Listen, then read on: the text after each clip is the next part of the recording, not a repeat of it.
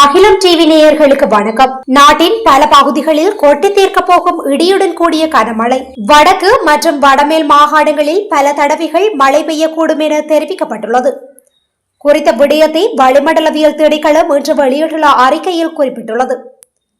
மேல் மற்றும் சப்ரகமுவ மாகாணங்களிலும் காலி, மாத்தரை, கண்டி மற்றும் நுவரெலியா மாவட்டங்களிலும் அவ்வப்போது மழை பெய்யக்கூடும் என தெரிவிக்கப்பட்டுள்ளது.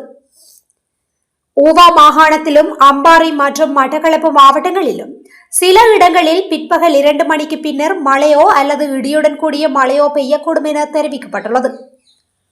மத்திய மலைநாட்டின் மேற்கு சரிவு பகுதிகளிலும் மத்திய, வடமத்திய மற்றும் வடமேல் மாகாணங்களிலும் திருகோணமலை மற்றும் ஹம்பாந்தோட்டை மாவட்டங்களிலும் அவ்வப்போது மணித்தியாலத்திற்கு 30 தொடக்கம் 40 கிலோமீட்டர் வரையான வேகத்தில் ஓரளவு பலத்த காற்று வீசக்கூடும் என தெரிவிக்கப்பட்டுள்ளது.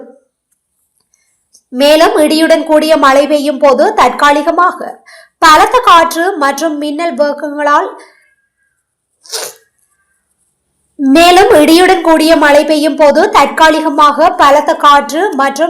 தாக்கத்தால் ஏற்படும் சேதங்களை குறைக்க போதுமான முன்னெச்சரிக்கை நடவடிக்கைகளை எடுக்குமாறு தெரிவிக்கப்பட்டுள்ளமை குறிப்பிடத்தக்கது. இதுபோன்ற செய்திகளை உடனுக்குடன் அறிந்து கொள்ள அகிலம் டிவியுடன் இணைந்திருங்கள். நன்றி, வணக்கம்.